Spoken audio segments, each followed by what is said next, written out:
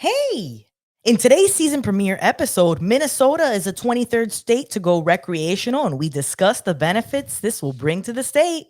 We also fantasize about the Cannabis Farmers Markets headed to NYC as a result of the OCM falling short on opening new dispensaries. In local weed news, the Smart and Safe campaign successfully delivers enough signatures to the Supreme Court to get recreational on the Florida ballot. And I'm so excited for today's interview because we got to chat with MTV reality TV star and original Teen Mom OG, Cheyenne Davis. We talked to Cheyenne about cannabis and how it helps us be better moms, and how she thought she hid from the cameras this whole time that she was a PSM. So grab your stash and your popcorn. This is going to be an awesome show.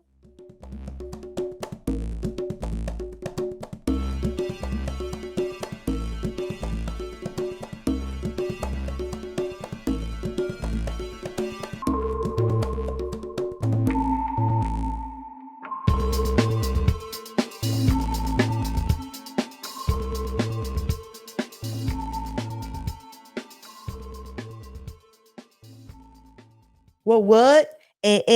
We're trying something new today. Yo.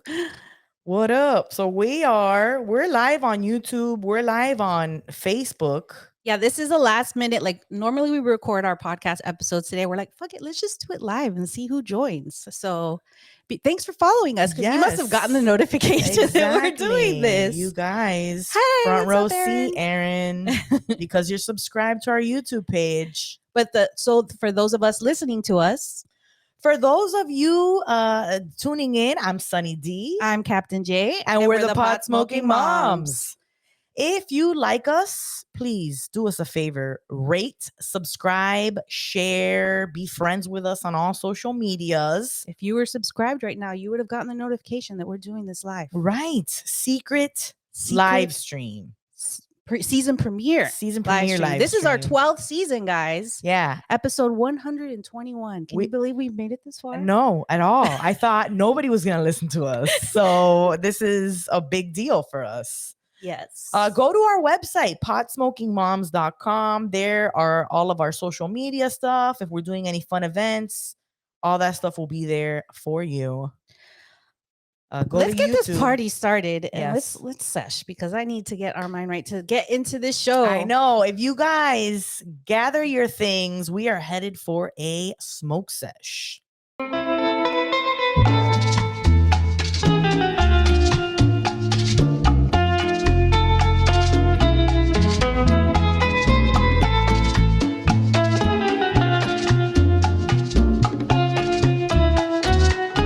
And thank you to Fluent, and also our new sponsor, Freeze Pipe. I brought mine today so that we can use my little bubbler here. Very nice. Yeah. They hit so smooth. Oh, they're great. Well, I have me a hybrid Supreme Diesel. I have the same one. Really? Yes. I just got it today. I just picked it up today. And actually the bud tender recommended it. Oh, like, oh, this is my favorite right now. I'm like, I'm going to check it out. I was like, diesel, that's my thing. Let's do it. So it says here, soar high with Freedom Time Holdings Supreme Diesel, a balanced hybrid crossed from sour diesel and jet fuel gelato. It's a citrusy diesel aromas and flavors lead quickly into uplifting euphoria, followed by deep relaxation, making this strain perfect for early evening use. Well, I hope I don't get too relaxed because we have a lot to do. Yeah, we got an action-packed day. Pretty high club from here. In addition, users of Freedom Town Holdings Supreme Diesel cite benefits in relieving symptoms associated with stress, depression, and chronic pain. Nice. All right. Well, cheers. Cheers. Smoke them if you got them. Smoke them if you Tell us in the comments what you're smoking.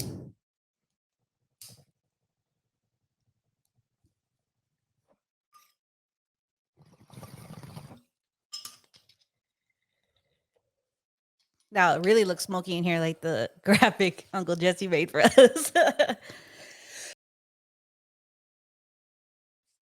Oh, that tastes good. Ooh, excuse me. I'm going to take another hit. That tastes good. Delicious. I let my freeze pipe sit too long. It wasn't as icy as it normally is. Let me tell you something. The wake and bake is amplified when you take your bong out of the freezer.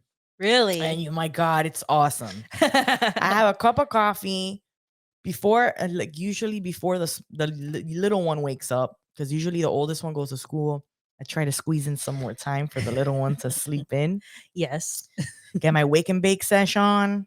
Take a nice cold rip off the freeze pipe bong. Oh, very nice. Coasting for the rest of the day, homie. I've been not smoking as many bongs lately. I've only doing it on the show recently. I've been doing J's. I've been like giving my lungs a break from the bong rips. You got to. It gets crazy in there. Maybe I should start using mouthpiece again because I stopped using mouthpiece. Oh, I do. I have been using that on the bong. Yes, the mouthpiece smooths it out a little bit. Okay, so Erin says that she was smoking Mai Tai, Skittles, and cake from Fluent. Also from Fluent. See, nice. You're joining the Fluent smoke nice. sesh with us. There was a couple of new strains on there that I really liked. I got the Good afternoon. I got the lilac one too. The lilac diesel. It was another diesel-y strain. I got a bunch. I got like 8 different ones this time. So OG Kush. Swag Life TV says blazing some blue dream. Nice. Everybody got some good. Isn't it great that we know what we're smoking? I know, now? right? It's fantastic. It's got all these silly names, but whatever. I like the ability to know what it is I'm smoking. It's great. It's great. And whenever Fluent gets Ghost of Jupiter again, you're on it. I'm on it. I'm seriously. It'd be cool if you could have like alerts, with the Despo to let you know when certain things are in stock. Right. I wonder if Weed Maps does that. I don't know. That's a good feature. So what's going on with you? I got so much stress. We've been on a big break and we're back. Yeah, we're back. The bud crawl, Miami bud crawl happened. Yes. And I had strep throat and I missed it. Yeah, I know. We missed you. I was going fucking crazy. I felt so bad. I had major FOMO looking at the stories that you're posting and people were posting. I was like, man, everybody looks like they're having so much fun. So I was really happy because it looked like everybody had such a great time, but I was so bummed that I missed it. I know. The bus was different too. It added a different vibe. It looked really cool. So the plan is to have that bus at night because like the inside gets all the electrical. black light stuff. Yeah. So we're planning a Halloween bud crawl, which this time you'll be A, you won't costumes, be sick, bro. And B, costumes. I will not be sick. I'm gonna be on a regimen of vitamins to make sure I'm not sick for this shit. Because if it's Halloween, especially, I can't miss that. Absolutely. And if it's Halloween, it's gonna be highly encouraged that everybody comes in costume. Yeah, that's gonna be the fun of it. And we'll have costume contests for sure. For sure. We'll be. I hope to give out some nice bongs or a nice prize. For the best. See what costume. cool prizes we can get. But yeah, stay tuned for that. Other than that, just my house is in disarray with that flood and stuff. We're waiting for insurance to get back. That's fucking nightmare. And just waiting for the roofers to start the roof, man. That I know you've been waiting for a while, and it's like summer now, Hurricane so it's like season. Raining constantly every afternoon. Yeah, and it's like I just quiver every time. Drip trauma from I know you have PTSD from when your house flooded, like legit. Like, and my kids today were like, I wanted it to flood again because they like splashing around. When they were water. in the pool on Memorial Day, they're like, it was Sid. Was she? Yeah, it was Sid. About? She was like, our house flooded. And I guess being in the shallow part of the pool reminded her of when house flooded. Yeah, and they're like, man, that was fun. And I'm like, do you remember when we were all crying because we didn't know what was gonna happen? That was not fun. They just remember the fun part of splashing around in the house. I like that. I want to splash around. I'm like, that's what a pool's for, bro. Not the house. Not the house. So kind of always nervous about that. I'm excited that the Heat are in the finals. Yeah, that's exciting. It's fun to watch them. And also very nerve-wracking, but go Heat. We're big Heat fans. So hopefully my husband got tickets from his job to go. Lucky motherfucker. And I had lucky motherfucker for real. And how are the seats? Sweet seats. In the not suites? like No, no. are you saying like I'm sweet as in cool, yeah, like good good, seats, or good sweet seats like no, the club? right. I think they're just good. They're like not. They're great seats. Okay. They're not like They're the not like best seats, courtside or anything. right? But they're like decent seats. lucky. Yeah. So we'll Lucky. see. I can't wait to hear He's about gonna see that. famous people. I hope so. I hope so. And then he's gonna dish the dirt to me. No, but you know, I'm gonna watch the game. Hopefully, and we've been watching all the games. You know, and then just getting ready for summer stuff. Oh my god, I can't wait for school to end. We're Yeah. counting down the days in our house. Yeah, we're kind of like every day is like party day at school. Yeah, now they're not kids. doing anything in school anymore. No. The last 3 days of school next week. When's the last day of school for Broward? It's this week. Fridays would be. all the way up to Friday. Ours Wednesday? is Wednesday. Well, we had a half a day, and then they made it a whole day to make up for But hurricane. All like, next week, all next week, Monday, Tuesday, Wednesday, the last 3 days of school. It's early release every day. They get out at 1:50 every What's day. the They normally point? get out at 3. What's the point? So I really hope. Yeah, no, I'll tell you later when What's the point? it's my Well, finish yours. Yeah, and what I was gonna say is too. There's I don't know if we have any parents in Broward here, or if they're trying to do the clear backpack thing. So this past week was the last week the kids could bring backpacks and lunch boxes to school. Mm-hmm. For the rest of this week, they could bring a plastic bag with their lunch or something. But they're trying to put in place the clear backpacks, which, like, we've been here before. What that's They will do everything but, you know, it's like a corporation that'll give the employees pizza parties instead of raises. I mean, The school will do everything but, the government will do everything but. The school can't deal with the guns. Change the law. They're just doing what they can to try to make the school safe, because the motherfuckers in power are not changing the laws. But it also puts it back on us, It the sucks. parents, It who have does. to now. And two, I don't have a high schooler. I can only say I think that just the privacy issue, you know, is a bother. Granted, yes, you know, you wanna do the best you can to provide safety measures, but sometimes A clear we book just bag is not pay gonna- attention to the wrong It's not going to things. be the answer. Yeah, I mean, you know.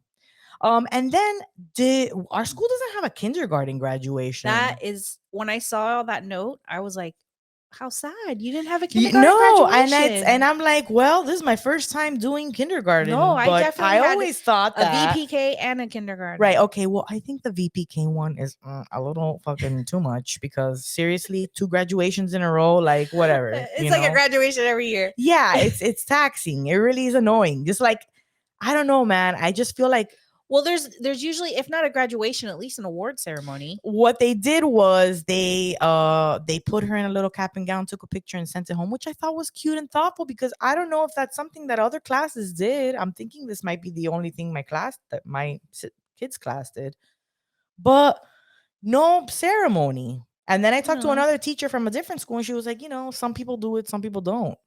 And which is like, on the one hand, cool, great. I don't have to deal with all this stuff. But on the other hand, it's like, oh, that's like a little fun little, you know, milestone to celebrate with your kid. But anyways, that's a thing now, guys. No kindergarten graduation. I had a kindergarten graduation when my kid was in kindergarten.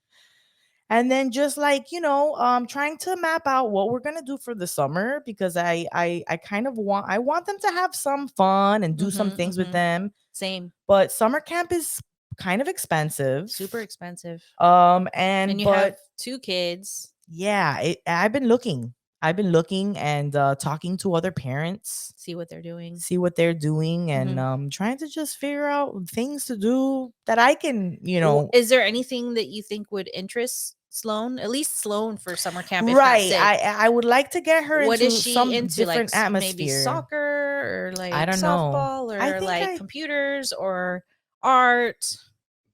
Excuse me. I think maybe art, or like I think dance.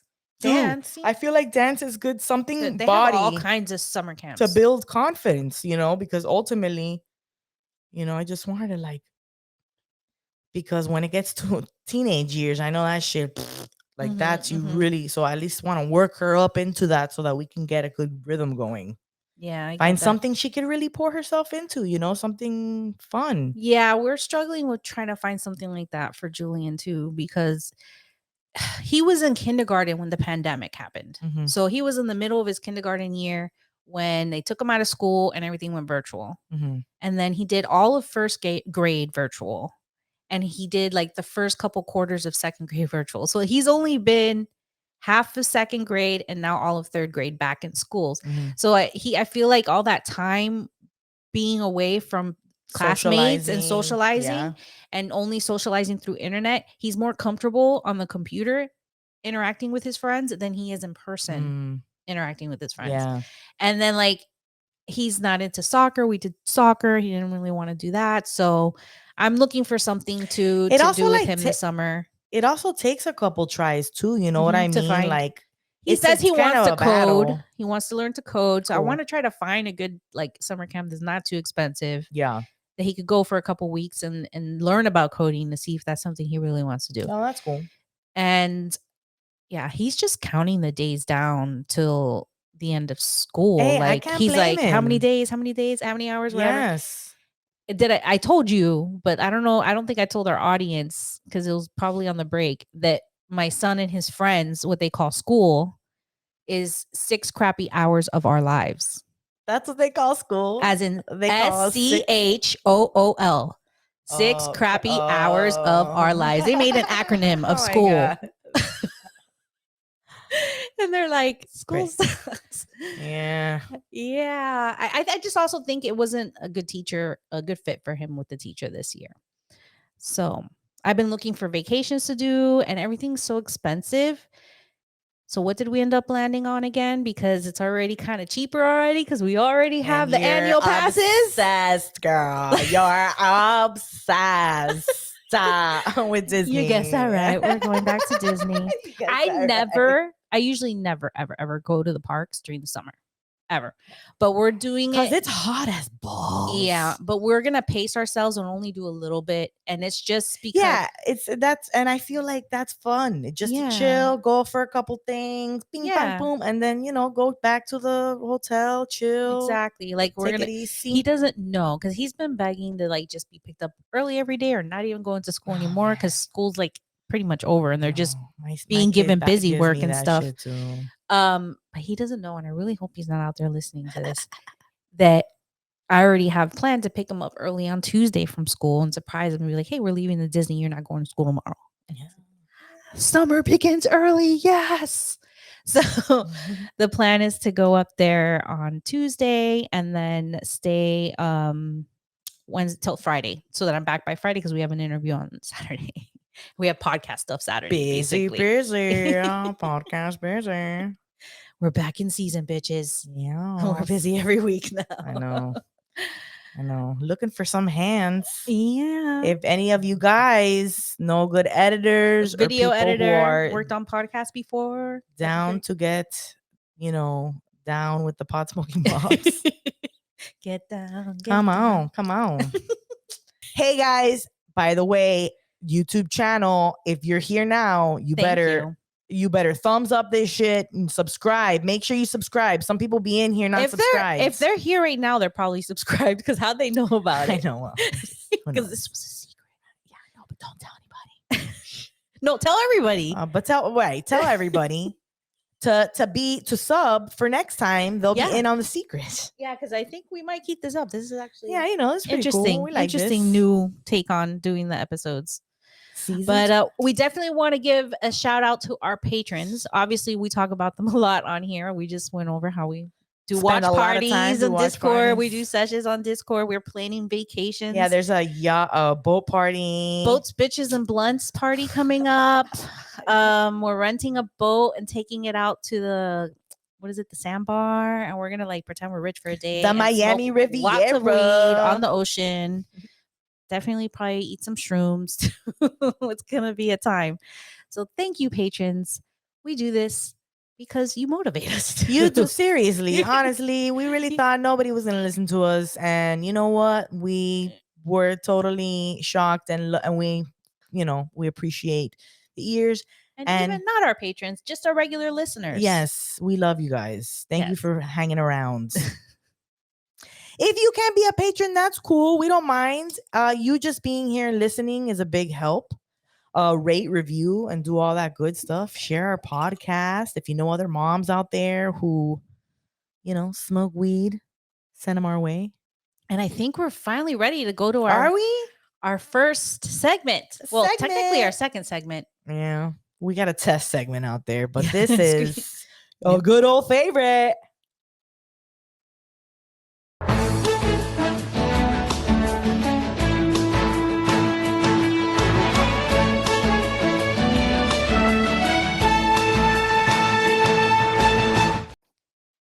News Nugs, where we get high and read the news to you.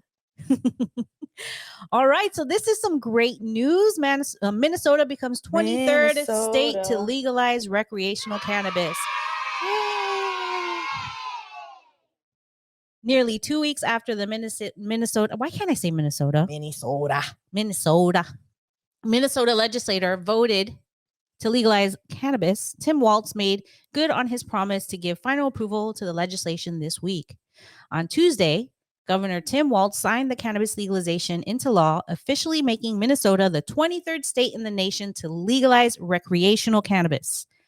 At the signing ceremony Tuesday, Walz recognized that prohibition does not work, adding that he and fellow lawmakers are looking to start the expungement process for qualifying Minnesotans. Awesome.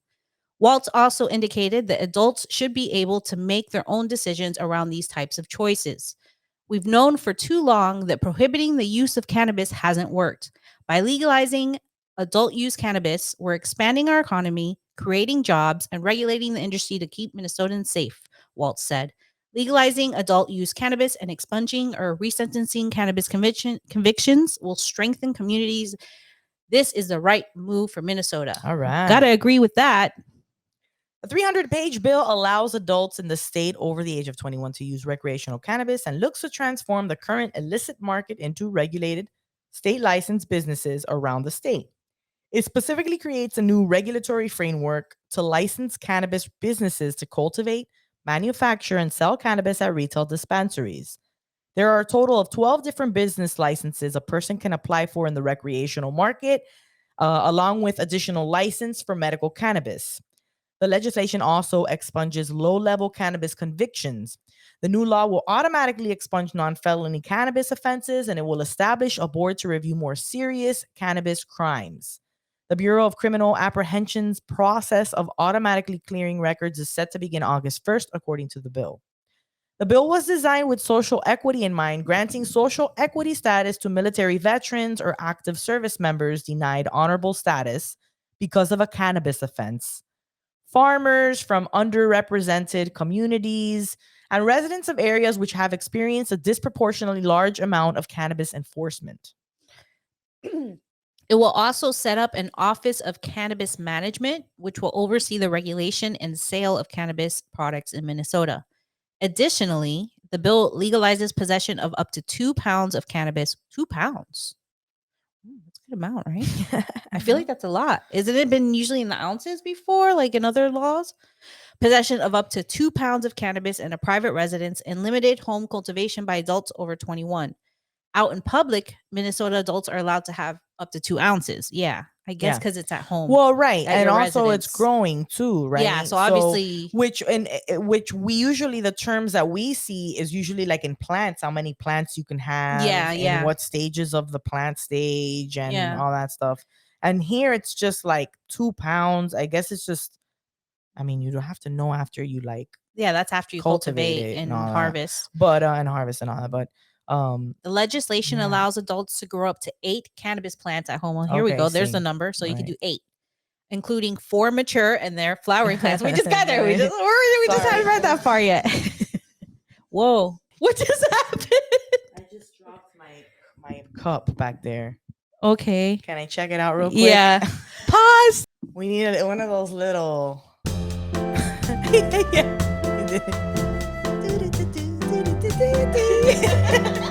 He gave us a sign. Exactly. Stoner Moms Unleashed, I think. We're back. Thank you for that, Uncle Jesse. That was hilarious. All right. Oh, did I also put this up? No. No, no. Okay, I good. think you're good. All right, we're good. And we're back. All right. So, possession for adults 21 and older will officially be legal in the state starting August 1st. While Minnesota might be the 23rd state to legalize cannabis, I think we've passed the best bill in the country that Minnesotans can be really proud of. Bill co-author Representative Zach Stevenson. Yeah, not biased at all, Zach. For real. Where's his best? I wrote it. I know. Stevenson also said he expects it will take 12 to 18 months before residents and visitors will be able to go into a store and purchase recreational cannabis products. Specifically, he noted that we'll be getting some people into the positions to be able to run this. That's what I imagine he sounds like. While assuring Minnesotans that lawmakers they kind of have that accent, remember? Like, okay, have put no, don't try to do it. Don't try to all do right. it, Minnesota. A lot of thought into the bill and road ahead. All eyes were on Minnesota as the legislation progressed earlier this year. More than 24 legislative committees vetted the legislation, with the Minnesota House of Representatives and Senate approving separate cannabis legalization bills in late April. A conference committee reconciled the differences between the bills, followed by House approval of the consensus bill on May 18. It ultimately passed in the Senate on May 20 and headed to Waltz's desk, where he expected he would sign it into law. The newly passed legislation is also in line with the public opinion of most Minnesotans. A recent poll from KSGP-TV and Survey USA found that 64% of registered voters were in favor of legalizing cannabis for adults.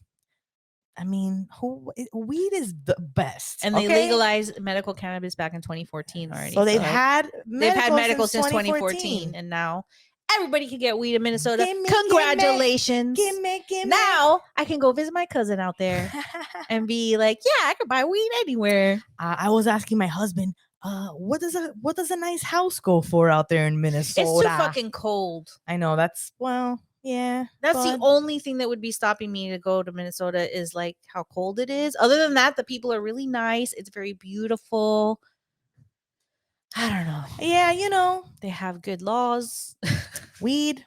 So they got weed. I don't know, man, but you're close to the border. If we need a skedaddle. Yeah, it's looking like it's time to look for housing in other places. And Andrea's like, it's near me in Canada. What's up? We could meet up with our Canadian homies whenever we want. For sure. Let's do it. We go get coats. We just get a lot of coats, you guys. Just put all the coats on when it's cold. I would have so many fucking layers. Let me tell you. I'd be like the kid from what's that movie where he sticks his tongue on the thing? Christmas Story. The Christmas Story. The one that he comes out and he falls back and he's like, guys, and he's stuck in the snow. He can't get out. That's my guy. Well, congratulations, Minnesota. And now we have some good news from New York as well. Some good news for we New Yorkers. We love you. We see you. And we love this. Andrea's like, I'm the queen of layers. Okay, so New York regulators will launch cannabis farmers markets within a month. Oh my God. This is the dream, y'all. Yeah, this is a dream. This is the dream. Like having a legit cannabis farmers market. How cool is that? Beautiful. Unfortunately, you won't be able to light up on site at New York markets. Just give me the but weed. Who cares? Let me smell it. Let me look at it. Let me buy it. Let me take it home and smoke it. Regulations and red tape make it hard to sell cannabis in New York. Currently, just over a dozen licensed retailers are actively operating in New York.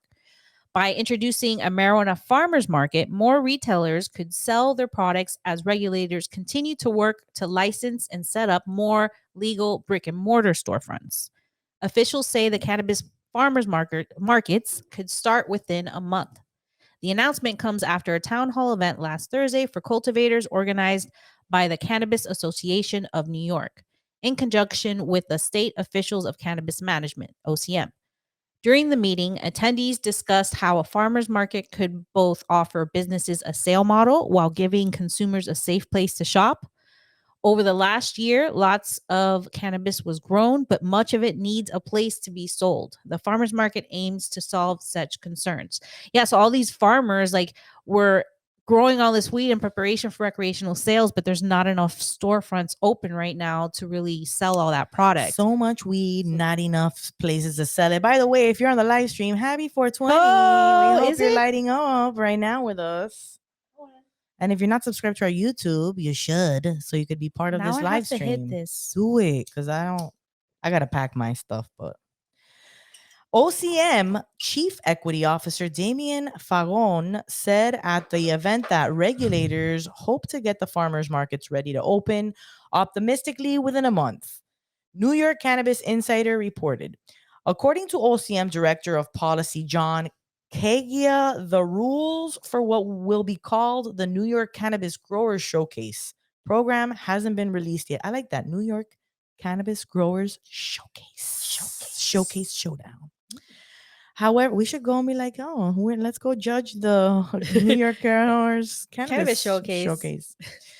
However, Kagia says that there are several issues that we're still working through internally, but we have the authorization here to discuss it. The Farmers Market, aka New York Cannabis Growers Showcase, plans to have a minimum, right? Like, okay, all right. They're like, yeah, we're gonna write it out now every time. Steal that name. Yeah. Showcase. Plans to have a minimum of 3 growers and at least 1 licensed retailer hosting farmers market style events in authorized municipalities. On-site consumption will not be allowed. It's okay. You know, baby steps. Because you're probably gonna be people walking around with their kids and stuff. Because it's like probably not just gonna be cannabis at these markets. And it says at least at first, as that would mean additional permits obtained from the State Department of Public Health. So maybe ultimately, yes, like you said, down the line. Yeah. So customers will have to enjoy back home. Alcohol is also not allowed because who invited that guy to the party? This is the cannabis showcase. This is the cannabis showcase. This ain't the alcohol showcase. You know what I'm saying? You know what we're saying? For real. You're picking up and we're putting down?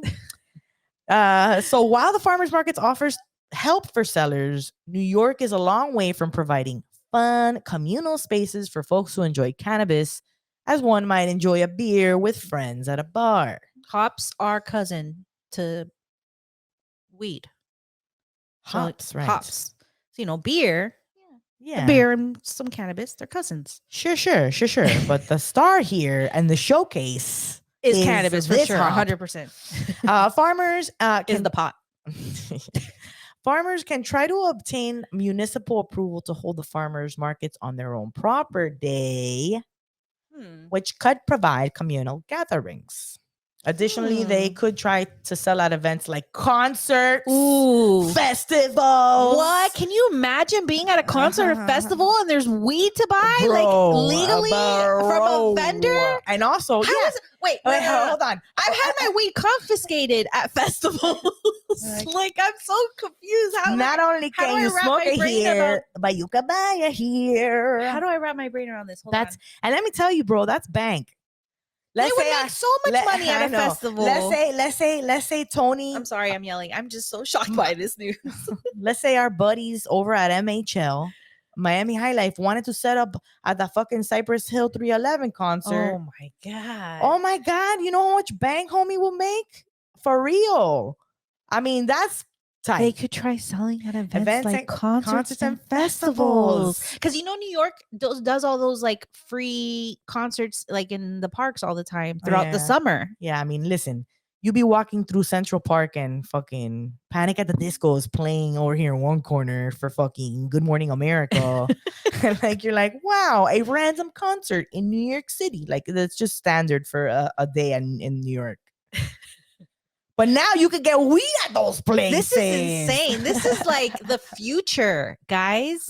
This is the future. What a time to be alive. I remember going to festivals and our weed get confiscated at the gate when they search your bag. Or not even that, or you didn't bring it. They couldn't get your cop in time. You're like, oh shit, man. I come to this Beastie Boy concert.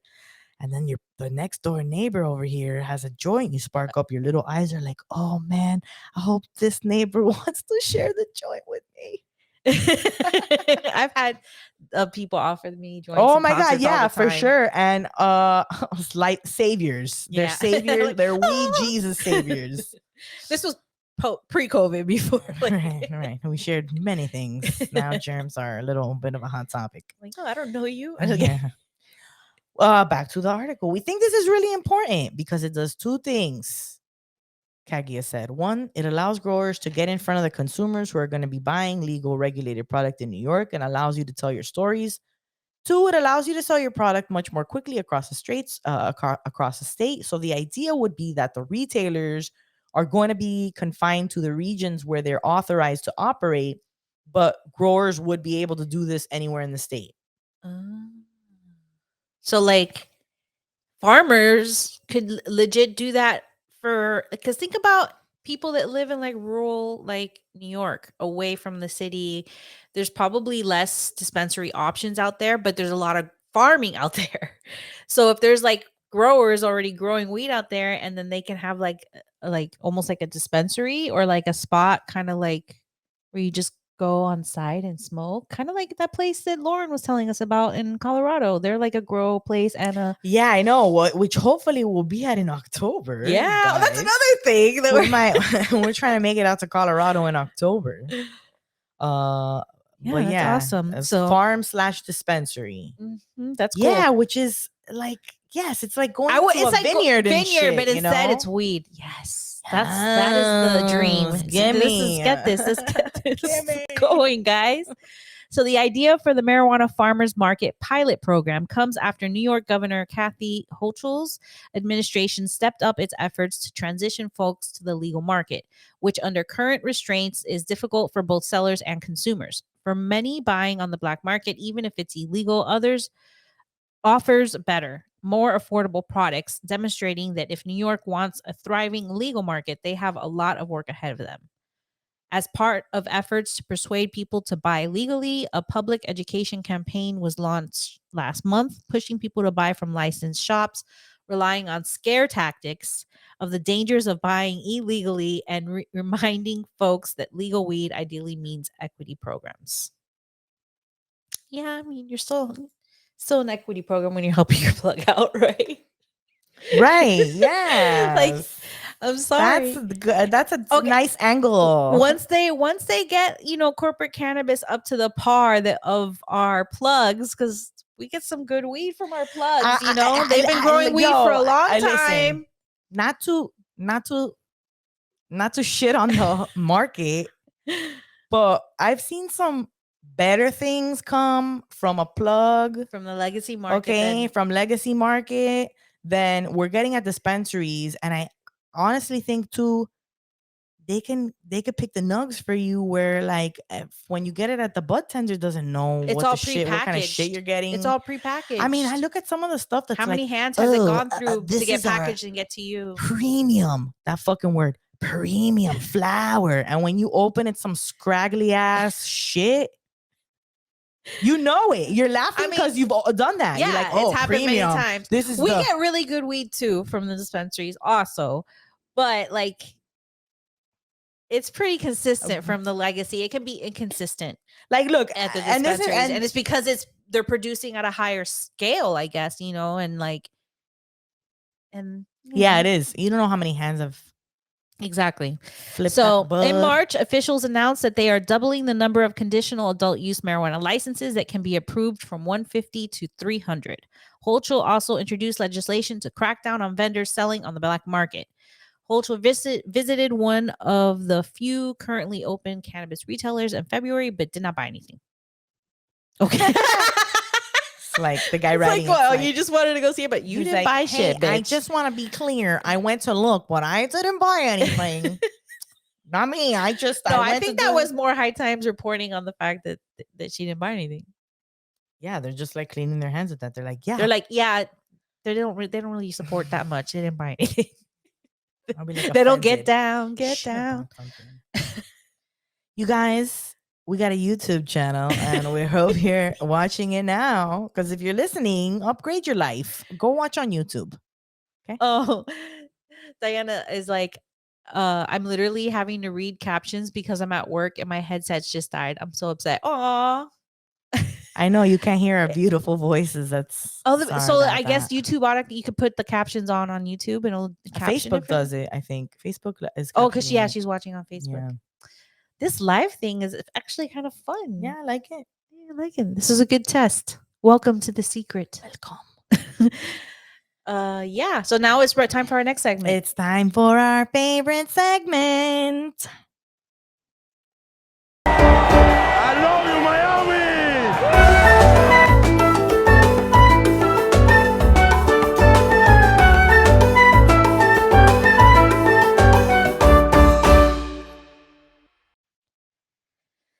All right, guys. If you weren't in a good mood, that had to. I mean, every time I hear that intro makes me happy.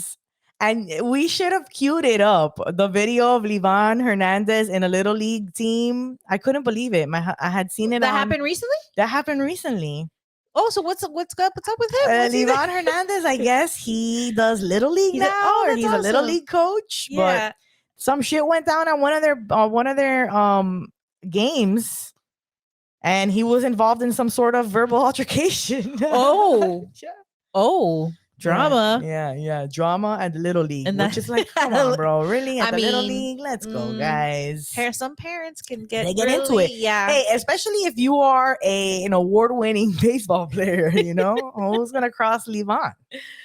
All right. So group pushing for recreational marijuana in Florida clears a key hurdle. And you've heard this from us before. We've been talking about this all last season. Well, apparently they got their signatures. They got the number of signatures needed.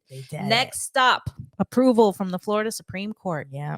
Backers of proposed constitutional amendment that would allow recreational use of marijuana have surpassed a required number of petition signatures to place the initiative on the 2024 ballot, according to the State Division of Elections.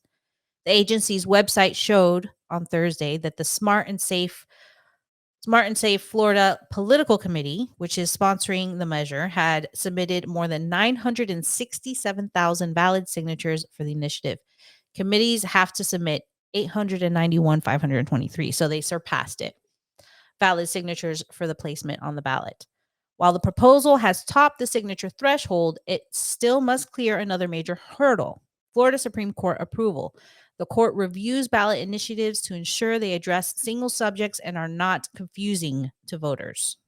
Justices in 2021 twice rejected recreational marijuana proposals, but backers of the current measure said they relied on guidance from the court's rulings when crafting the adult personal use of marijuana initiative. Attorney General Ashley Moody, who last month sent the proposal to the court for review, signaled she will argue the measure doesn't meet legal requirements to go before voters. Uh-oh.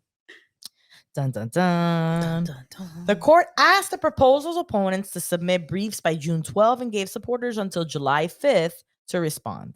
Final briefs are due July 12th. Oral arguments have not been scheduled. Trulieve, the state's largest medical marijuana operator, has contributed more than 38 million to the recreational marijuana effort. Which, by the way, 38 million. Let me remind y'all that Trulieve, along with Curaleaf, are backing out of markets that they cannot monopolize right now. So I'm just want to. This would help them monopolize this market. Throw that if this bill passes, or if you guys vote for it, if we vote for it, if it's on the ballot and we vote for it, this will give Trulieve more advantage. It would open up their customer base, and basically just everybody with a medical license will be able to do the recreational dispensing. So, but at the same time, they're $38 million, and there's still a chance that it would get money. There's still a chance that they could be like, no, the wording is no good. We're not going to let it go on the ballot. I don't know. I feel like we'll see where it goes, and we'll continue to report on it. But at least, look, we're seeing what $38 million can get you. This is what they said. Our investment demonstrates our firm belief that Floridians are ready to experience the freedom to use cannabis for personal consumption. Oh, but not the freedom to grow it. Not the freedom to grow it. No, continue. A freedom which is currently enjoyed by more than half of America's adults, Trulieve CEO Kim Rivers said in a statement Thursday.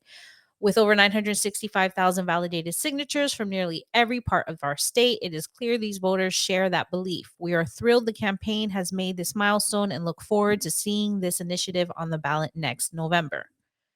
To pass the proposed constitutional amendment must receive approval from 60% of voters. This is the farthest anything has gotten.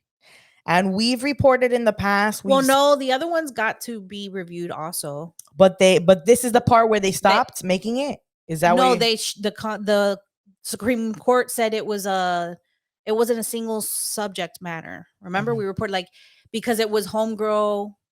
It was combined, right? Yeah, they didn't approve that language. I could have sworn, or maybe it was the preliminary check, not the final check of the language. Because I think there's a preliminary one, like when you get a certain number of signatures, and then you keep going, and then there's another one. Oh, yes. I'm just also watching our people on Twitch, like, hey, we're on Twitch, because our Twitch is kind of dormant. We've never done Twitch before. Oh, I know. I was like, hey, what's up? Follow us on Twitch. Yeah, get our Twitch going. Yeah, if you follow us on, if we can tell your Twitch people about us. I know we're on there too. Yeah, we're thinking about doing this now for every new episode. We'll see. We'll talk about it after this episode. So let us know if you think you would like us to do this every week when we record our episode. You're in the cusp of our technology, you guys. Look at you being all in on the secret. All right. That's the end of I Love You Miami. Yes, we have a very special interview for you today. Cheyenne Davis. She's an MTV TV reality star. She's a personality. She's been in TV reality for MTV Viacom for 10 years. She was featured on Are You the One? The Challenge, Teen Mom OG, Teen Mom Next Chapter, and Teen Mom Family Reunion. She's a mama too and a pot smoking mom. I've been watching Cheyenne since she joined the Teen Mom franchise. I didn't see her on the other shows that she was on. But that's an impressive resume, though. That's amazing. Yeah, she's been on TV for a long time. And now she has a podcast and a foundation for her daughter. So there's a lot going on. And it was a lot of fun talking to her. I hope you enjoy the interview. Yeah, here it is. Well, we're really excited to have you on the show. I've been a big fan of Teen Mom for many years. So I've been watching you and your family on TV for a while. So I was very excited when you agreed to come on and speak to us. Oh, God. Don't judge me. No. What's great is that hearing your podcast, you get to know you for real. It's not like on the show where you kind of just see little parts of your life, but on your podcast, you really get to know you and your sister. Here, we don't want to focus too much on Teen Mom or anything. We want to talk specifically about the fact that you're actually a pot smoking mom like us. I gotta say, I was really excited when I found that out. Right? When I discovered that, I was like, oh my goodness, she's one of us. So I actually I discovered it on Teen Mom, which is strange. Wait, you did? Yes. I saw a little tiny clip that I was like, wait a minute, is that what I thought I saw? I'm gonna play it for you real quick. I made a TikTok of it. Today. Oh my God, what is that? Oh my God, what is that?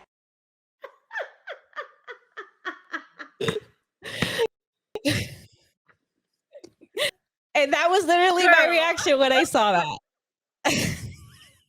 I'm so embarrassed. Why? I was so excited when I saw that. Yeah, we're actually very proud of you for that. You're I was proud like, of no me. wonder I connect with Cheyenne so much. Damn it. I would say that I have kept the fact that I like cannabis away from the show really well. I've been doing MTV Viacom shows for the past 9. This year will make 9 years that I've been on reality TV. And I've always kept them separated for numerous reasons. I'm sure you guys can all figure them out. And, this last year, I really came into myself, as a mom, as a wife, as a woman. And I said, fuck it. At this point, what they gonna do? Nobody can say shit. My kids are beautiful. They're healthy. They're smart.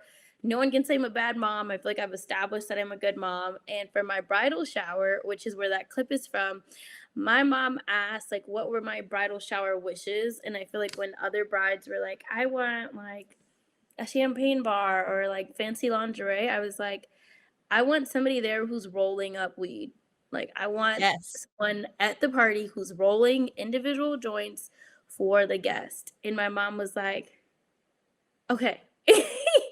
So one of my friends actually is the head of marketing of a cannabis company called Viola, which is pretty big out here. We went to college together. And my mom hit him up and was like, can you get me a roller? Like, can you find me a roller? And he's like, what are you talking about? And she had to, further explain what she meant in her own old people terms. And he found like this girl, now I call her the roller. But I ended up looking up her page, and she's like the person who like rolls like Snoop Dogg's joints and like What? all these like fancy people who smoke weed joints. And I'm like, oh my God, she did my party. I didn't even know. And they got me like custom matches. It was really, really cute. I realized like after I posted that, I did a post for just that table, like showing that table. And I got a lot of positive feedback from other moms that indulge. And I got a lot of negative feedback too. And I wasn't ready for it.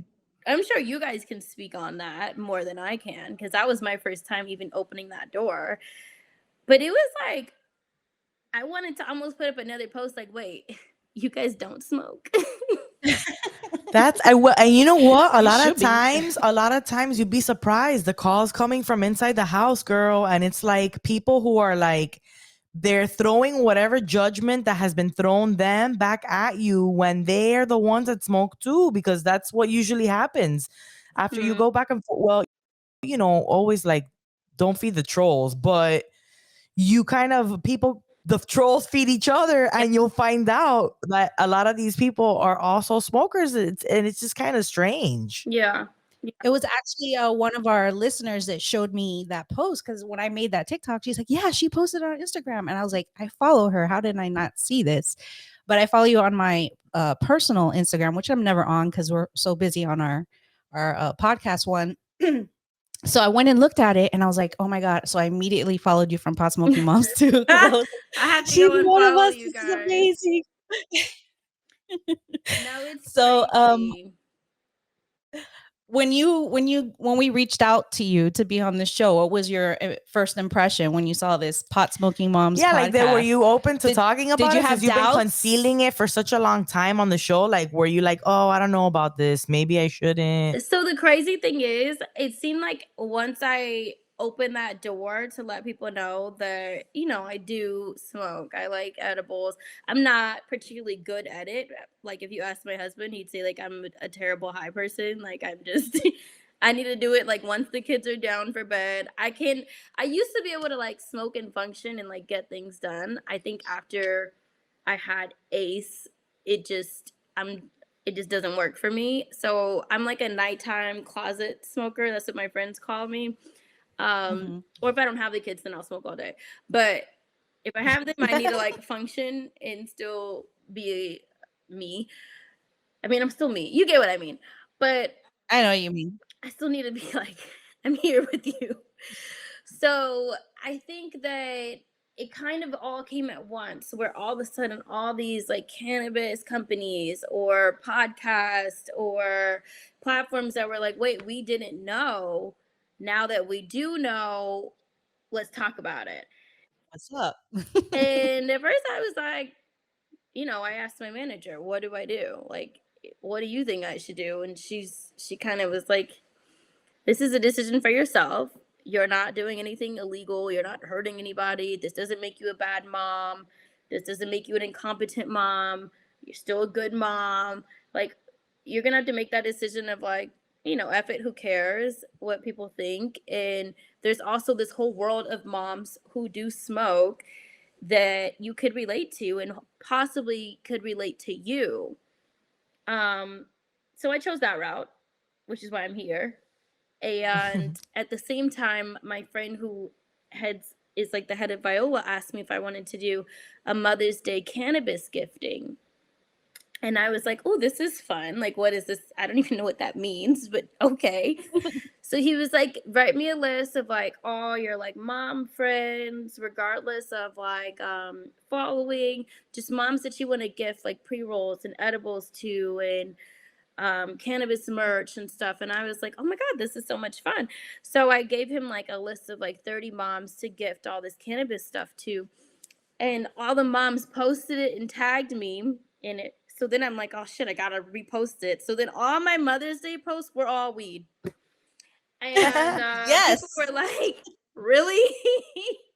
And I'm like, oh, wait till they see the podcast come out. It's like, oh, is Cheyenne a cannabis advocate now? Is this what's happening? I mean, hey, we always want people to advocate for cannabis. There's a lot of work to still be done. I mean, we've come a long way, but having you have a platform, Yeah. advocacy is where it's at. Yeah. What was that? What was your experience, your first time experience with cannabis? So like, when was the first time you smoked it? So my first experience with even like realizing that it was a thing was actually my prom night. I did not actually smoke, but what my dad does, you guys kind of saw my dad. He's quirky, and he rolled me a fake joint and put it in my purse for my prom night. And when I got my bag later on, I realized there's a fake joint in it, and I was just kind of messing with it, and I unrolled it, and he wrote on it like something funny, like I bet you thought, like just basically making a joke, like, hey, you thought you were about Kind to of trick smoke you. this. So that was really like my first experience with like anything dealing with marijuana. Even though it was fake, but it always stuck with me. And then when I got to college, me being from LA, I just feel like everybody knows how to roll up, and I just, even if I smoked or not, I knew how to roll one. And I realized when I went to school in Virginia that a lot of those girls did not know how to roll one. So a lot of guys would always ask me to roll their joints. And it caused a lot of problems, like in school, because they're like, here's this girl from LA. She thinks she's a hippie. She smokes and she's rolling up all the guys' weed. And I'm like, it's me. I'm here. I rode a skateboard in college. Like, I really fit into my like hippie vibe then. And I was just kind of known for like riding my skateboard to classes, and I was the LA girl who smoked and knew how to roll joints, and I would teach people how to do it. And that was kind of like my first like real experience with it. I feel like growing up, drugs or like trying things were never like something that we couldn't talk about at home. Like my parents always said, if you want to try something, do it at home first, so that you see how you react to things and you're not in the middle of the street naked doing weird shit. You're doing it at home. And that's always kind of stuck with me. So, not to say I'm going to just take acid and sit on my parents' couch, but I definitely took shrooms and sat on my parents' couch. Yeah. I was going to ask you actually, what were your feelings on other plant medicine? That's a lot of laws are changing now around like psychedelics, like shrooms. What are your thoughts on shrooms? I personally love them. I mean, it's not something obviously I do around my children. Yeah. But it's something that, every once in a while I'll microdose for a nice day. I think microdosing is a very interesting concept. A lot of people are using that instead of pharmaceuticals for mental health. So my first experience with shrooms was way before Ryder. So probably 9 years ago, and it was actually with Zach. Everything that I've done first has been with Zach, which is kind of scary to think about. But my sister had this like bag of mushrooms, and she was like, hey, let's do these mushrooms. And me and Zach were like, no, like we don't want to play with you, Kyle. And she was like very convincing, clearly. She put him on this pizza, she turned on Pocahontas, and Zach and I had the worst night ever. She had the best my goodness of her life. We had the worst night to the point where I think I ended up like crying and going upstairs and telling my mom, like, help me.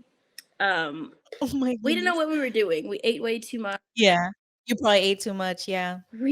Who knows where she got it from? Like, there was so many questions regarding that baggie that she had. So we had such a bad experience with it to begin with. Now 10 years later, there's like microdosing that's been introduced. And one of my friends, one day I was having the worst day, just panic attacks and anxiety. And like, I felt like it was just one of those days where I could not get out of bed. And I couldn't even perform as a mom if I wanted to.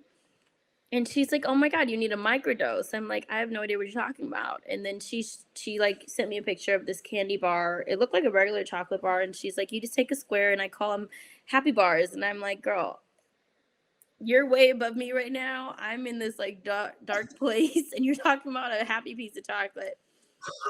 So the next time we hung out, she gave me a piece of chocolate. I forgot about our conversation, and about 30 minutes later, I was like giggly and no anxiety, and I had the best night. And she basically later told me she drugged me. I was, and I was like, I need to start microdosing more. I thought it was great. Definitely not something I could do while being a mom, because I think I was just way too like floaty and in the clouds. But I would say that after that, I did a lot of research on microdosing. I saw what it's been doing for people who have like mental health issues, and I'm all for it. I don't knock really anything unless like you're harming yourself or your family or something. But I think that everybody should try to microdose every now and then. I find it fantastic, and I have a lot of friends that have found value in it, and they do like a very small dosage, like 0.2, Yeah. and even that small, it's just a mood enhancer. It just makes you feel a little bit like it's kind of like taking Lexapro or something like that, some kind of antidepressant Mhm. when you take it in such a small amount. Yeah.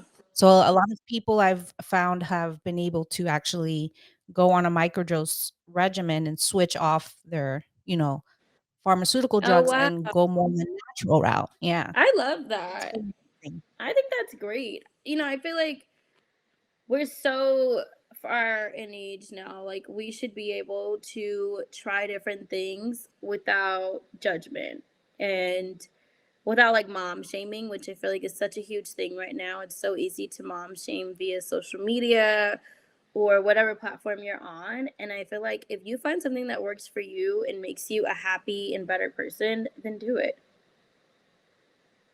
Mhm.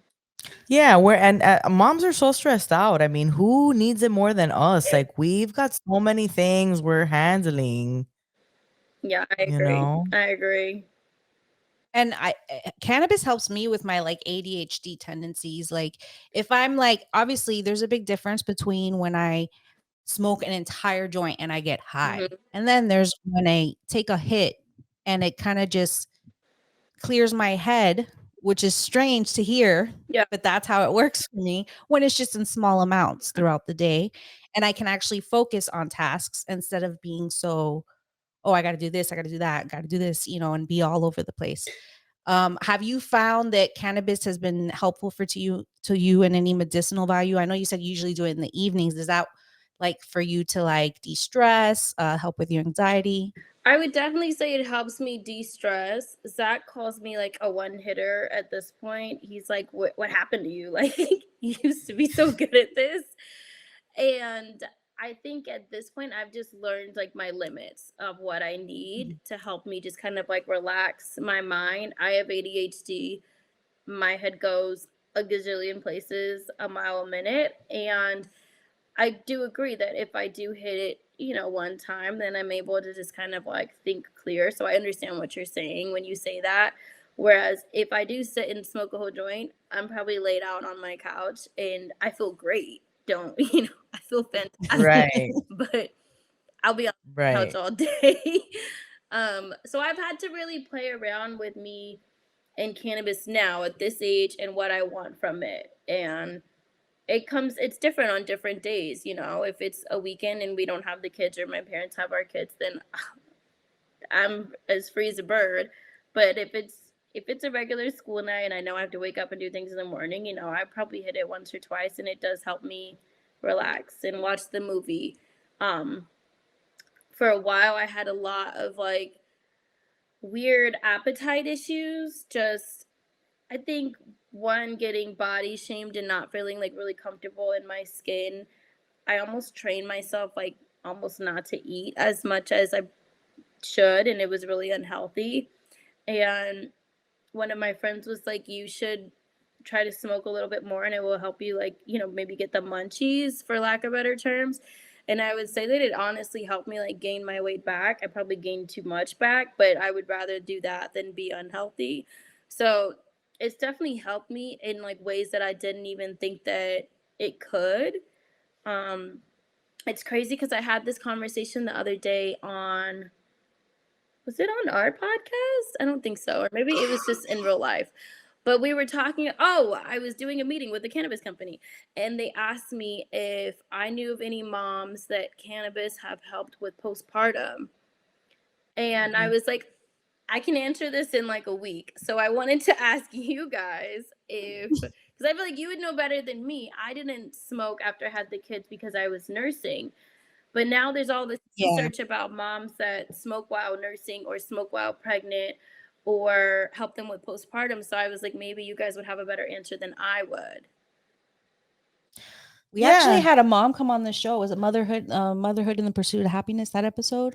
Sunflower. Well, yeah, she used while she was pregnant. She had hypermesis. Yeah, like she where would constantly throwing up and she couldn't keep food down, and they were trying to give her medication for that, and she chose the route of using cannabis instead. Okay. Right. And then she also breastfed while using cannabis as well afterwards. I hadn't my first pregnancy, I tried to do the thing where I was like, well, I haven't smoked the whole pregnancy, so let me see how much longer I could do this. And like after you had the baby. After I had the first baby, but it was so rough because I was dealing with like, oh my God, the breastfeeding thing, which I was really trying to make it work out. And thank God I was just like, I had a friend who was like, girl, don't worry about it. It's not that serious. It talked me off a ledge because I was just, everybody out there is like, oh, breast is best. And you kind of feel like super guilty if you're not able to do it. But God, it was like feeding a baby like tiger or something. It was awful. Like when I see women breastfeeding, I'm like, oh my God, you are a goddess. Go you, because like that shit is hard and no thank you. It's not always easy. For me, I really, really wanted to breastfeed. I was like, I'm going to breastfeed. That's the best thing for my baby. I didn't expect to end up in the ICU for 3 days after giving birth to my son and being separated from him. So he got used to bottle feeding. And I tried for well over a month to try to get him to latch. It was so stressful. Every time I tried to feed my child, it was like, let's try the boob. Okay, he's not taking. Then he may take a little bit. Okay, now let me give what I've pumped and let me give him some of that with formula. And then let me pump so I don't lose my supply. It was just for a good month and a half I tried. And then I finally said, I'm just going to do formula. Yeah. I think that society puts a lot of pressure on us. Right. It does. And we put a lot of pressure on ourselves because we do our research and we know this is really good for our baby. Yeah. For the second time around, I didn't wait that long before picking up that joint again because it was just such a nightmare the first time. And I think the second time around, you kind of have a better game plan because you know a little bit of what to expect, even though, being a mom, you don't expect anything because it's like a shit show. But I did pick up faster and it was such a much better time. I did the breast pump for a little while and did what I could for the first couple months. And then I was like, I'm not going to stress it. Yeah. And I think the guilt I felt, I started going into a little bit of a postpartum like depression because I was like, I'm failing. I wasn't there from him the first few days of his life. Especially now I can't breastfeed him. Yeah. Did I not bond with him right? All these things. And when I finally smoked again, it really helped me to not. You were like, dwell on I'm fine and connect with my baby. Yeah. All of a sudden, I just looked at him and I'm thinking he's beautiful. He's healthy. We're both here. I made it out of the ICU. We're okay. And I was able to enjoy my son and get out of that. Get over the hang-ups. Yeah. That's crazy that you were in the ICU after birth. Did you have like an emergency cesarean? Yeah, he came at 35 weeks because I had preeclampsia. I had high blood pressure. So they admitted me in the hospital, said, let's wait till 37 weeks. But then my blood pressure kept just shooting up. And they're like, all right, baby, out of you tonight. And then afterwards, like my oxygen levels weren't right. My doctor was like, you need to be monitored full time, which she was right because I woke up in the middle of the night that night, like shaking and having a really, really low blood oxygen. So even though I was so mad at her for putting me in the ICU, she was Yeah. right. She had it right. So I feel like right now I'm at this age where all my friends are finally starting to have kids. I have a 6-year-old, and I'm like, thank you. Finally, you guys are joining the club. But for a long time, it was just me. Now, my friends are starting to have kids, and it's so different to see how everybody is handling what that looks like for them. So I have some mom friends that I know who have smoked throughout their pregnancy while they nursed and continue to do it. I have some that are like, I just can't bring myself to do it as much as I would love to smoke to get through this day. And a lot of times people always ask me what I did. And I think just because I had super traditional thoughts and conservative thoughts about a lot of things, especially with Ryder. I did not smoke throughout her pregnancy or when I was nursing, and I nursed Ryder for 18 months, and I had the worst postpartum depression. I thought I was going to go crazy. I'm pretty sure I did go crazy, but it's another podcast for another day. um I nursed her for a long, long time, but I was also stuck in that same phase of like, this is what I'm supposed to do. This is what everybody told me I should do. But it got so deep that it was to the point where I'm like, okay, get off my tit. And I didn't even know how to get her off. With Ace, it was definitely different. I only nursed Ace for 3 months. He did not like milk. Like from me, from a formula, from a bottle. This boy hates any kind of milk. So to this day, he does not drink milk. Like after I nursed him, it was so hard to get him to drink any type of formula. He just does not like it. He like spit it up immediately. So I was able to get back to smoking a lot faster with Ace. And I do think that that helped my postpartum journey because I was able to give myself something to just like relax and get out of my head and like calm down and not be so hard on myself and help with like my anxiety and the way that my brain works because I feel like my brain works different than a normal person's brain. And I think that cannabis allowed me to do that in some weird way. But when you try to explain that to other moms who don't smoke, they're just looking at you like you're an alien who's high. Yeah, you just like to get high. And some people That's what just they don't think. get it. They You just don't like get to get it. high. They won't Yeah. get it. Some people just don't. And they can't and cannot sit here and compare alcohol to weed. I just feel you can't compare the one to the other. How do you No, what do it's you feel completely different. about Is how that it's a more thing? acceptable to drink? Huh? I didn't know that was a thing. That what people compare alcohol to weed? Yeah, Yeah. because people think, oh, it's like a social thing. You smoke weed Right. and a party. But I can't compare the two. It's completely different. Right. Socially speaking, you get socially Yeah. acceptable to drink around in parties, but like, oh, it's not for weed. And even on TV, for example, MTV, any TV, it's social. They love feeding the reality TV shows like alcohol on these shows that they're on and like capturing all these people partying and drinking, but forbid to show any responsible consumption or cannabis like at your bridal shower, like a Yeah. bunch of responsible people just Right. enjoying cannabis at a bridal shower event Yeah. with family. Yeah, that when I did do the cannabis table for the bridal shower, MTV was filming that day, and I want to say I did not tell them. I think I'm pretty sure I didn't give them a heads up that it was going to be there, and I feel like they shot away from it. Yeah, they just avoided it. Right. They avoided it. Except for that one little clip that I except for that one clip that got snuck in there that I'm still like, how the hell did that get in there? and my stoner eyes caught it quick. Dang, I really do think that what you said is right. Socially, it's more acceptable to have a glass of wine or to go to happy hour or to drink at a party or to play beer pong. But if, you came over and I'm passing out joints, then it would be like, whoa, Yeah, like you said you got some negative that you were surprised to get some negative feedback from your post. Had that been a bar with drinks, do you think you would have gotten the same response? Yeah. Honestly, You just get taste from all sides for all things. Yeah.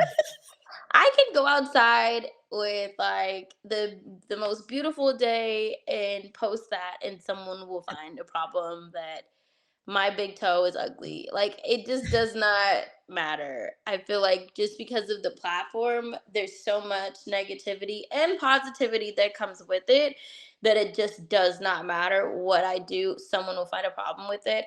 I've had a lot of people come at me when I post like a glass of wine at the end of the night. Like, there was one night my husband ran me a bath and made me like a little cute charcuterie plate, and I posted it and had a glass of wine, and they were like mad at the wine in the bathtub. Why are you mad at the wine in the bathtub? I left out the other half of the post that did have the rolled joint because I already knew I was going to get some hate. So I do think that for certain people, just depending on your platform, you're going to get hate regardless. You just have to accept it. Not accept the hate, but just do you. Like, literally do what you want. I think that I do get more hate for if I do show cannabis related things than if I do show me out at a bar. Um, but I will say that I put a lot of cannabis related things on Snapchat, and I don't know why I think that like my Snapchat subscribers are all just really fun, amazing people because they always are like encouraging my shenanigans rather than like Instagram, who's like, stop everything you're doing it wrong. Snapchat is like, show us more.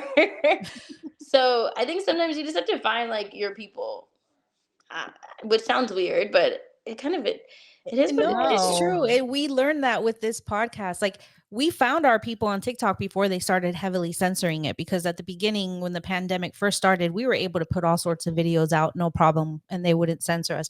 And we met a lot of people that way that started listening to our podcast, and we built a community of moms that smoke weed, because a lot of these moms don't know other moms that do this. We're very lucky to have had like a relationship in high school and college where we were like, we were smoking throughout college socially. Then when we had kids, we were able to still smoke socially. But there's other moms out there who, like, believe it or not, they don't have that community with others that smoke. I mean, you're in LA, so it's more kind of acceptable out there. Yeah, It's been very. around. You guys are like you guys kind of started the frontier of weed over here because you guys were first. So I think it's a little more accepted over there. It's gone through its thing. Over here, it's still kind of, I mean, everywhere. There's a different still kind stigmas of everywhere. stigma everywhere. But like, we usually ask, obviously your mom and parents must be pretty cool with it. She gave you your bud bar for your bridal shower. Pretty great. So like your family is fine with cannabis consumption, and was it always like that? Like, growing up, were they like open and honest about it, or had any? I would say that I was raised by hippies. I don't know how else to explain it. I was raised by just a bunch of hippies around me. So I feel like it was never something that was like bad or like taboo bad. You know what I mean? So I think my parents raised me in a really open household as far as everything. And that doesn't mean that we were sitting there smoking a joint together. They would never do that, but not to say they wouldn't smoke one by themselves. They just won't do it with their kids. We were raised in a really open household when it came to everything, whether that was sex or experimenting with drugs or questions. My parents had a rule that if my sister and I went out, we felt uncomfortable where we were at, we could call them with no questions asked. They would come pick us up, whether it was in the back of an alley or the back of a truck or a football field on a I random love night. that. They did not care. They would pick us up, no questions asked. They just wanted us to be able to know that we can call them. You know, there's some kids that get in trouble and they're stuck somewhere and they feel like, I can't call home because I'll get in trouble. We never felt like that. My mom has literally found me in an alley with zero directions because I don't know directions. I've had to point out bricks on the wall, and I don't know how she found me, but she did.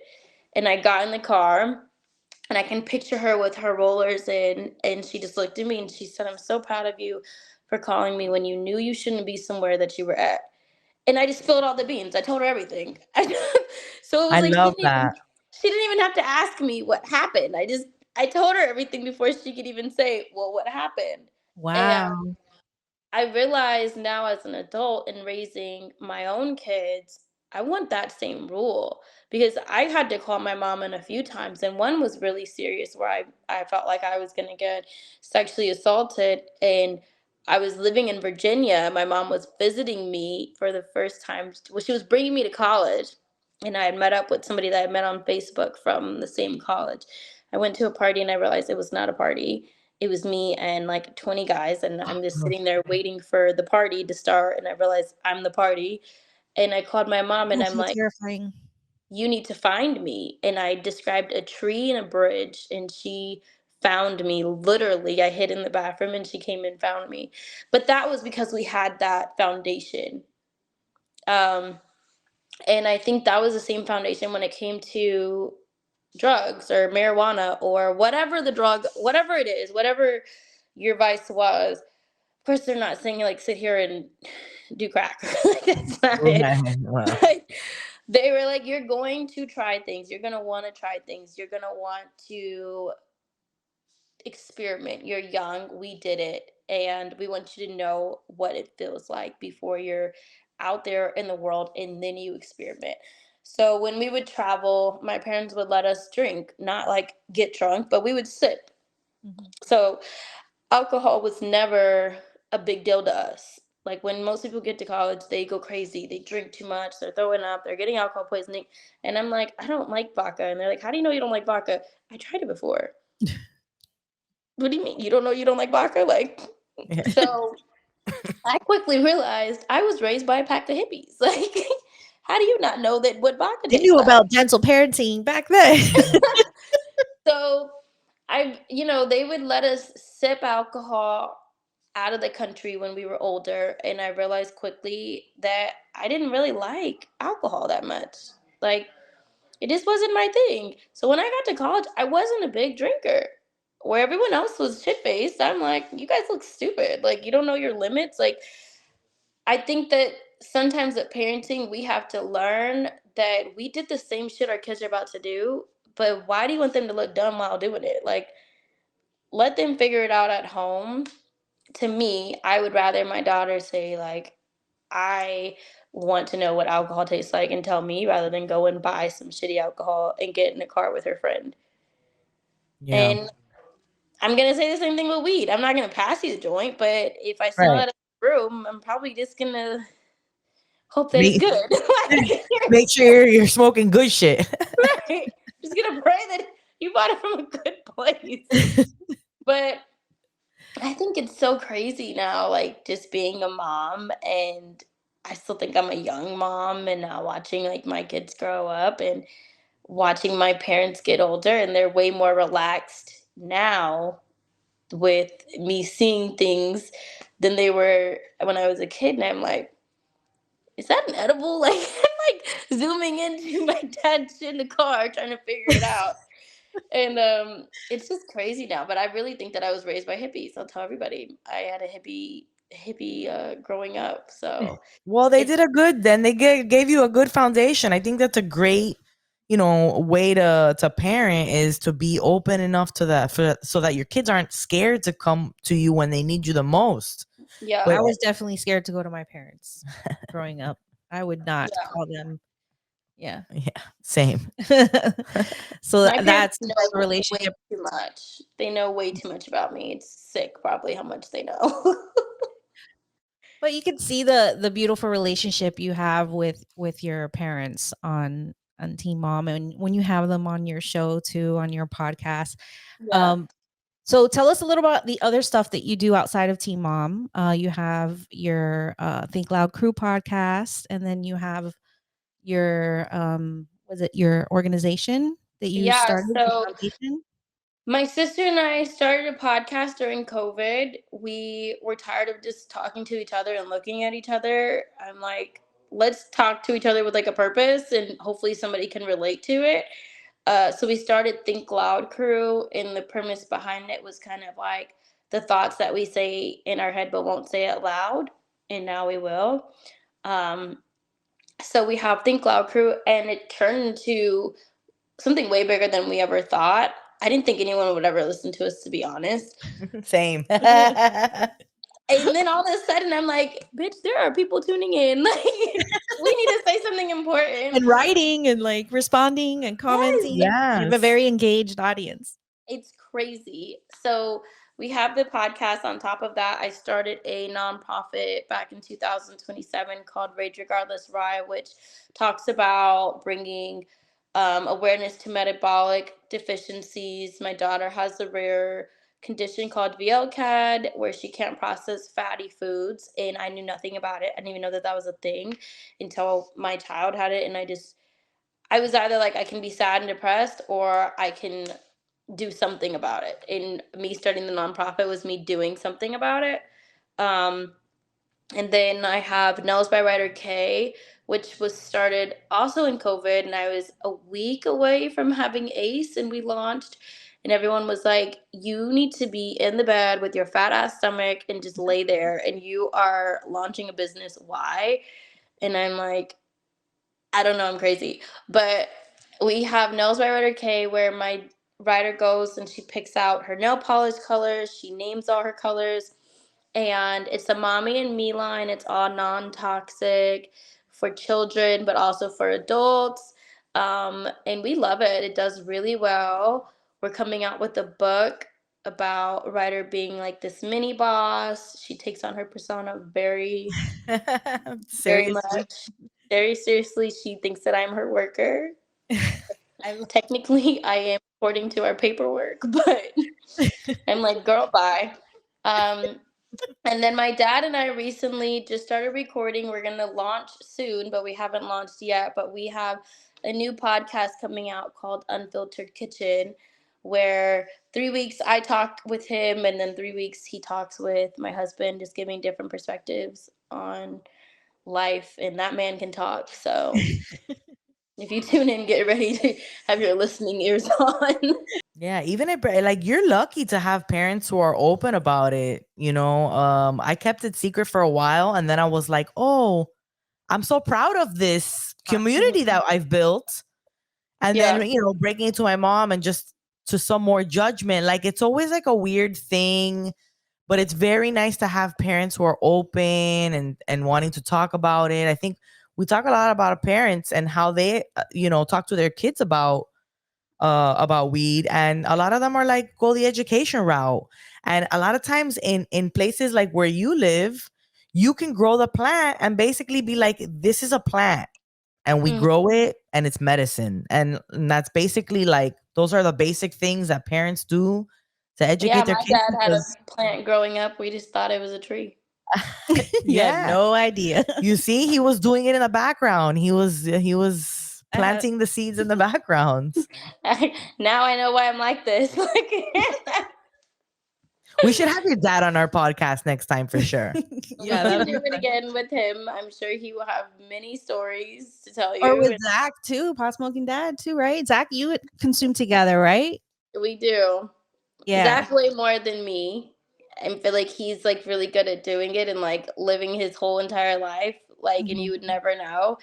Except sometimes when we take pictures and his eyes are basically shut, and then I've seen a couple of those pictures, pointing it out on the comments, like tell Zach to open his eyes. I saw one picture that was like taken at a reunion, at one of the reunions you guys did, and it was him and I can't remember her name from Young and Pregnant. Her man, I don't remember his name. I didn't watch a lot of the Young and Pregnant stuff. but Kayla's boyfriend. It was like a picture of the two of them, and they both looked like they had really squinty eyes. And I was like, eyes were shut. I'm pretty sure they were smoking. It just came back from lighting up. I'm just like, I put Zach through a lot of shit. I'm like, take this picture, do this, come on this, do this with me, film this. And I had to realize a long time ago, this was something that I signed up for this. He didn't necessarily sign up for this. And he has different anxiety levels than I do. And sometimes before we film, he has to smoke before we film. And I'm like, your eyes aren't open. And he's like, they are. Like, do you want me to film this scene with you or not? And I'm like, I've had to learn that this helps him with his own anxiety. And I had to kind of step back and accept that for what it is and accept that we have different intake levels. Like we smoke differently, which we do. He likes to do certain things when he's high, and sometimes I don't like to do certain things when I'm high. Versus I like to do certain things. Like if I smoke, like I'm gonna go smoke right after this. I want to be kind of like left alone. I want to enjoy my glass of wine. I don't want anybody to touch me. I just want to chill. Where he's probably going to touch me. I don't want to play with you. This is me time. Leave me alone. Do you have a special place where you go and smoke? Is it just outside, or is there like one room in the house you're able to do it? Like I have one room in the house I can do it, and I do it outside. And a lot of parents do it in the laundry room or the garage. Okay, so when it's cold outside, we go in the garage. When it's like right now, it's kind of, what time is it? It's like 6:00, so it's still like kind of in between that night to day. So we have a balcony that's on our room that we do it in, or our shower. Ooh. Or the bathroom. Okay, now I'm just like telling on myself. I know a lot of moms that smoke in the bathroom. Yeah. Because, sometimes that's the only way you can get away. I mean, when they're real small, they still go in the bathroom all the time. But like, moms with older kids, like I'm in the bathroom, that's my time. They're not going to bother me. We go in there. We have our kids in the bed at like 7:00, 7:15. So once they're down, it's like we're like, it's time to party. Like in our version of partying is literally us also getting in the bed. Like that's it. But Zach smokes a lot in our shower because I think the steam and everything, we have I have a bench and I'll like sneak in and hit it once and then sneak out. But it's fun. I think sometimes when I have those real long, stressful days, it really just helps me calm down. Yeah. It just, if I have no appetite, like right now, I haven't ate all day. I've worked all day. I don't have an appetite to eat, but I also know it's 6:00 and I haven't ate all day. I need to eat something. I'll probably have to smoke a little bit before I have an appetite to even eat. So it does help me with other things other than just like the feeling. Other than just being high, there's all sorts of benefits. Connecting with your spouse too, because it is like a good that bonding that moment. Sometimes is a little moment you guys get. It's so hectic all day, parenting, doing your jobs, doing your things, your kids and then interrupting you you every together 2 minutes. To sit down, sesh. You guys can actually talk to each other for a few minutes. Yeah, weed, and then it helps you connect too. Yeah, I agree. It does. I never even thought about it like that, but it does. And that was Cheyenne Davis. You can follow her on Instagram at Shay Not Shy, at Think Loud Crew, which is her podcast. And then on YouTube, she's at Davis Family and at Think Loud Crew. Well, you might already know that. If you're listening now, you might already know those channels. You might already follow her. And if you're here, come over. Smoke one with us. We're sure you like that. I had a great time interviewing her. That was a lot of fun. I was kind of nervous at first. It was really weird to be interviewing somebody I've been watching on TV for like, I don't know. I think she started in Teen Mom in like 2018 or something like that. That is very cool. So like, it was a little surreal. It was like, okay, I've been watching this person and her family on TV for so many years and been invested in her story, and now I'm talking to her through my computer. It was like, what? What did it like come full circle when like you heard her dad trying to wrangle her kids in the background? No, it felt like I was watching Teen Mom. Oh yeah, when her dad came in and was doing all that, I was like, I feel like I'm a Teen Mom right that's now. So funny. It's so funny. I'm on an episode of Teen Mom. Well, we were not Teen Mom, but we might be on her podcast. We'll let you know if that happens. She did invite us, so that will be fun. You know what else is going to be fun? Lighting up from one of our favorite sponsors, Fluent. Thanks to Fluent. Thank you, Fluent, for sponsoring our smoke sesh. Thank you very much. Truly appreciate you. And especially thank you to our patrons. Aw, we love you guys. We do. Look at all you guys. So cute. What? So this is our in the rotation and our OG patrons. Destiny. Lauren. Oh, I'm out of order. Oh, sorry. sorry. I'm looking up there. Destiny. Lauren. Christy. Denise. Peaches. Meredith. Natalie. Angelina. Jenny. Catherine. Jay. Chrissy. Jesse. Diane. Gabby. And Leslie. And Les- Thank you guys. What is wrong? I don't know. I'm having fun with it, girl. I know, but you're I know. sorry. Well, that's it for this show for our season premiere episode. Hey, if you guys want to have your name read or something on the show, become a patron. You get more chances of that. You have early access to episodes, additional content. We get Our Discord is popping, and we have trips, watch parties for all the cool TV shows we're into. you know. And for the rest of you guys, if you guys don't want to be a patron, hey, subscribe, rate, review, tell people about us. Check out our website. Light one up in our honor. And come back next week and watch again. Absolutely. Potsmokingmoms.com, our website. See you later, y'all.